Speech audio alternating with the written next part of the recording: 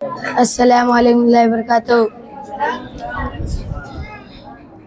ಗೌರವಾನ್ವಿತ ಗುರು ಹಿರಿಯರೇ ಹಾಗೂ ಇಲ್ಲಿ ನೆರೆದಿರುವ ನನ್ನ ನೆಚ್ಚಿನ ಸಹಪಾಠಿಗಳೇ, ಈ ಶುಭ ಸುಂದರ ಸುದಿನದಲ್ಲಿ ಪ್ರವಾದಿ ಪ್ರೇಮದ ಕುರಿತು ನಾನು ನಿಮ್ಮ ಮುಂದೆ ನಿಂತು ಒಂದೆರಡು ಮಾತುಗಳನ್ನಾಡಲು ಇಚ್ಛಿಸುತ್ತೇನೆ.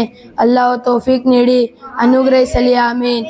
ಓ ಸತ್ಯ ವಿಶ್ವಾಸಿಗಳೇ, ನೀವು ನಿಮ್ಮ ಸಂತಾನಗಳು, ಸಹೋದರರು, ಸಂಪತ್ತು, ಸಂಗಾತಿಗಳು ಮತ್ತು ಸಂಬಂಧಿಕರು ಇವರೆಲ್ಲರಿಗಿಂತಲೂ ಅಲ್ಲಾಹ್ ಮತ್ತು ಅಲ್ಲಾಹನ ರಸೂಲರನ್ನು ಹೆಚ್ಚಾಗಿ ಪ್ರೀತಿಸಬೇಕು.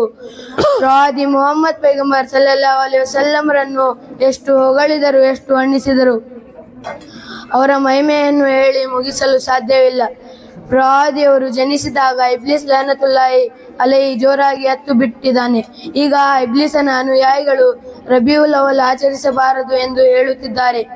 ರಹಮತುಲಿಲ್ ಆಲಮೀನರಾದ ಪ್ರವಾದಿ ಮುಹಮ್ಮದ್ ಪೈಗಂಬರ್ ಸಲ್ಲಲ್ಲಾಹು ಅಲೈಹಿ ವಸಲ್ಲಮರ ಜನ್ಮದಿನವನ್ನು ಆಚರಿಸದ ಮುಸಲ್ಮಾನನಿಗೆ ನೈಜ ಮುಸಲ್ಮಾನಾಗಲು ಸಾಧ್ಯವೇ ಇಲ್ಲ. ಪ್ರವಾದಿಯ ಜನ್ಮದಿನ ಎಂದು ಹೇಳುವಾಗ ಅದನ್ನು ವಿರೋಧಿಸಿ ಅಸೂಯೆ ತೋರುವವರೇ, ಈ ಭೂಮಿಯಲ್ಲಿ ಮೊತ್ತ ಮೊದಲು ಪ್ರವಾದಿ ಜನಿಸಿದ ದಿನ ಅಸೂಯೆ ತೋರಿದ್ದು, ಜೋರಾಗಿ ಕೂಗಿದ್ದು ಲಅನತುಲ್ಲಾಹಿ ಅಲೈಹಿ ಇಬ್ಲೀಸನಾಗಿದ್ದಾನೆ, ನೆನಪಿಟ್ಟುಕೊಳ್ಳಿ. ಆದ್ದರಿಂದ ಅಲ್ಲಾಹನ ರಸೂಲರನ್ನು ಹೆಚ್ಚಾಗಿ ಪ್ರೀತಿಸಬೇಕು.